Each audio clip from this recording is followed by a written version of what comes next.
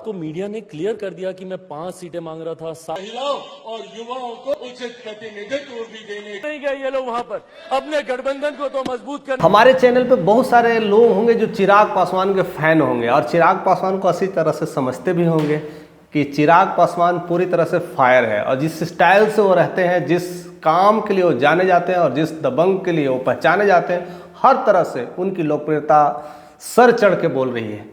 लेकिन कुछ चीज़ें लोकप्रियता के पीछे की कहानी है जो आज मैं समझाने की कोशिश करूंगा। जैसे उनके पिताजी में था रामविलास पासवान में, उन्हें मौसम वैज्ञानिक कहा जाता था। पूर्वानुमान कर लेते थे आने वाले इलेक्शंस को, कौन जीतेगा कौन हारेगा, इनकी समझ उनके पास थे। तो क्या लगता है पिता का गुण बेटे में नहीं आएगा क्या? तो वो सारा गुण कहीं ना कहीं उनमें वो मिला हुआ था और वो कई बार ऐसे बताते हैं कि पिताजी हमारे साथ ही रहते और पूरा साथ मेरा उनके लिए है, उनके साथ होता है। पिताजी तो साथ रह सकते नहीं हैं, है नहीं तो रहेंगे नहीं, लेकिन गुण की वजह से पिताजी साथ हो जाते हैं और कहीं ना कहीं वही गुण उनके अंदर है। जो अब उनकी जो प्लानिंग चल रही है, अब बिहार के इलेक्शंस को लेकर करके बहुत ज़बरदस्त फॉर्म में दिख रहे हैं और होना भी चाहिए क्योंकि इतना अब समय धीरे धीरे घटता जा रहा है और उसको लेकर के कई सारे राजनीतिक मंच तैयार होते हैं, राजनीतिक मटल तैयार होते हैं। और अभी वो जिस तरह से उनका झुकाव है एनडीए की तरफ से है और पूरी तरह से वो जोर शोर से कह दिए हैं अपने एनडीए में जितने भी साथीगण हैं कि पूरे 243 सीट पे हर एमएलए को रेडी रखना है, तैयार रखना है और पूरे 243 सीटों के लिए पूरी तरह से अपना योजना बना रहे हैं। इसका मतलब है कि वो पूरा 243 सीट पे तो नहीं लड़ेंगे, इतना तो कंफर्म हो गया होगा।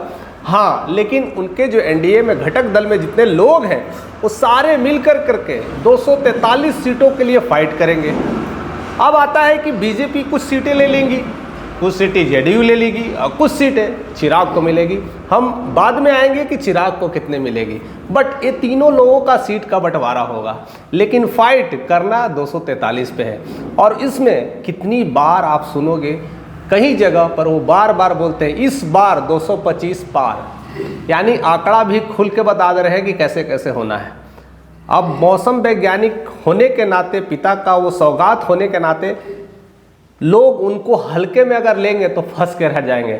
वो वाली बात हो जाएगी, पुष्पा सुन के फ्लावर समझे क्या, फायर है फायर, वही स्टाइल देखने को मिलेगा। वो सारा चीज़ कहीं ना कहीं वो अंदाज भी मिलेगा।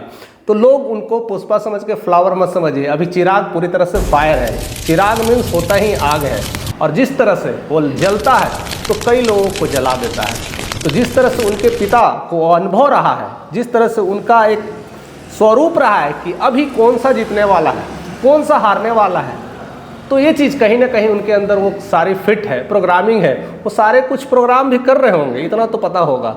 और शायद नहीं पता है तो आज समझ लीजिएगा। 243 सीट पे खड़ा होना है। अब जाहिर सी बात है कि उनको 40-50 सीट मिल सकते हैं। चलो 50 की बात नहीं करते हैं, 40 सीट भी मिल जाए तो देखिए मामला क्या है। संगीन मामला है, उसको समझ के मजा आ जाएगा कि क्या मामला है। यानी चिराग जो खेल खेल रहे हैं, शायद लोग अपनी उंगलियां चाटते रह जाएंगे, वो दही लेकर के या पूरा भांडा लेकर चले जाएंगे। ऐसी चीज़ें हो सकती हैं। लोग को समझना पड़ेगा कि क्या खेल खेल रहे हैं। अब देखिए, अब एनडीए में खुश हो जाएगा एनडीए कि मैं तो 40 सीट दिया हूँ चिराग को। जेडीयू भी खुश हो जाएंगे, अरे बच्चा है 40 सीट दे दो भैया, ठीक है मेरे को 40, मैं तो खुश हूँ, मैं तो आप ही के साथ रहता हूँ और मेरे प्रधानमंत्री, मैं उन्हीं के साथ काम कर रहा हूँ, आप सब लोगों को सपोर्ट भी करेंगे। मामला फंस कर करके कब आएगा? जब वो 40 सीट उनको मिलता है तो 40 में से अगर 100% स्ट्राइक रेट की वो बात तो कर ही देते हैं।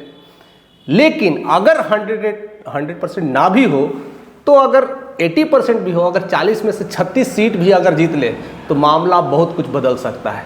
लेकिन इस बार वो क्या करने वाले हैं मैं थोड़ा अलग लेकर चलता हूँ। अभी अगर बिहार की बात करें तो 38 ज़िले हैं। अगर 38 ज़िले में हर जगह, हर ज़िले में कहीं ना कहीं अपने वो 38 एमएलए को सेट कर देते हैं तो उनको इतनी राजनीतिक समझ है कि कहाँ कहाँ से मेरी कितनी पहुँच है। हर ज़िले में एज ए रामविलास पासवान और चिराग पासवान का कितना दबदबा है। वो काम करेंगे एनडीए के लिए, नाम होगा चिराग का, काम करेंगे जेडीयू के लिए, नाम होगा चिराग का। जितवा भी रहे हैं एनडीए को, मीन्स बीजेपी कैंडिडेट होगा लेकिन एक उनका भी अपना कैंडिडेट होगा, अपना कैंडिडेट होगा लेकिन सारा कुछ वोट जाएगा उनको, लेकिन नाम दबदबा अब चिराग का हर डिस्ट्रिक्ट में धीरे धीरे फैलने वाला है।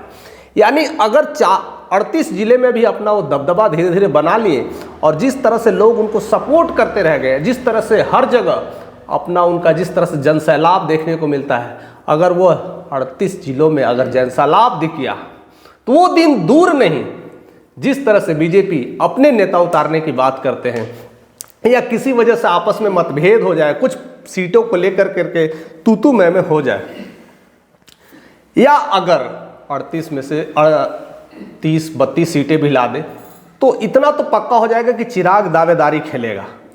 अगर आप सरकार भी बनाते हैं तो 38 एमएलए का सपोर्ट कहीं ना कहीं चिराग के पास है।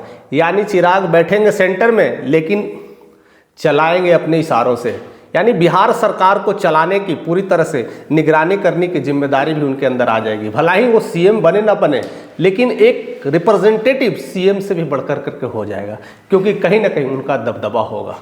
तो बहुत अच्छे रूप से वो निखर रहे हैं और बहुत अच्छे तैयारी कर रहे हैं। इसलिए मैं हमेशा कह रहा हूँ उनको कुछ छोटा मोटा ना समझे कि एक छोटा मोटा चुटपुटिया बादाम वाला कहते ना है, चिटपुट वाला पटाखा है, वो फूट गया और ऐसे रह जाएगा, वो बम है बम। उसे काफ़ी कुछ देखने की ज़रूरत है और समझने की ज़रूरत है। और जिस तरह से वो अपने पिता की समझ रखते हैं और उनके पिता ने भी कभी भी कितनी भी सीट लाए लेकिन सेंटर में दबदबा बना कर रहे हैं, कहीं ना कहीं जिस पार्टी में होती थी उस पार्टी में पहले से मिल जाते थे। लेकिन ये चीज़ वो काफ़ी कुछ जानते हैं कि यहाँ पर समीकरण बैठाए हुए हैं कि एमवाई समीकरण लेकर के चलते हैं, जाति की समीकरण लेते हैं, बिहार फर्स्ट अपना भी समीकरण बैठाए हुए हैं, साथ साथ 38 जिलों का मुआयना भी करने का मौका मिल रहा है, सेंटर का सपोर्ट मिल रहा है, स्टेट का सपोर्ट मिल रहा है। तो फिर बढ़ने से कौन रोक सकता है, और वहाँ पर लोकप्रियता को बटोरने में भी कौन रोक सकता है। और इतना सपोर्ट मिलेगा तो बहुत कुछ बदलाव आ सकता है, बहुत कुछ चेंज आ सकता है। और 38 जिलों में जिस तरह से उनका दबदबा होगा तो वो दिन दूर नहीं कि हर जिले से आवाज़ उठेगी, इस बार चिराग पासवान, इस बार चिराग पासवान। आपने पुष्पा मूवी देखा होगा, जब वो हीरो यानी एक्टर कुछ नहीं था, लेकिन एक समय था कि प्रधानमंत्री को भी हिला के रख देता है, सीएम को भी हिला के रख देता है, यानी सीएम को भी अपने पास बुला करके रख देता है। वो होता है दबदबा। और किस तरह से दबदबा बनाता है, कैसे रिप्रेजेंट करता है, वो सारा कुछ देखने को बनता है। अगर फिल्म देखेंगे तो समझ गए होंगे मैं क्या इशारा कर रहा हूँ। फिलहाल चिराग भी उसी तरह की अपनी दबदबा बना रहे हैं, अपनी स्थितियों को समझ रहे हैं, परिस्थितियों को समझ रहे हैं। और वो छोटे मोटे तो है नहीं खिलाड़ी, अब वो राष्ट्रीय खिलाड़ी बन चुके हैं। और जिस तरह से हर राज्यों का धीरे धीरे मुआयना कर रहे हैं, हर सिटी को धीरे धीरे मुआयना कर रहे हैं, तो इतनी तो समझ आ गई होगी कि मैं अब अपने आप को किस लेवल पर रिप्रेजेंट करने वाला हूँ। तो उन्हें छोटा मोटा ना समझे, वो बहुत फायर करने वाले हैं। और उस फायरिंग अंदाज में हम सब जानेंगे कि आने वाला बिहार का इलेक्शंस होगा वह कैसा होगा और किस तरह से डिस्ट्रिक्ट पे अप्रोच करते हैं। और वो 38 जिलों में से या 38 जिलों में से अगर वो कहीं ना कहीं 80% का भी स्ट्राइक रेट मेंटेन कर लिया तो वो दिन दूर नहीं जिस दिन हम फक्र से कहेंगे, सारे बिहार के लोग कहेंगे इस बार चाहिए चिराग चिराग चिराग। तो वो जलवा अलग होगा, वो सोच अलग होगा।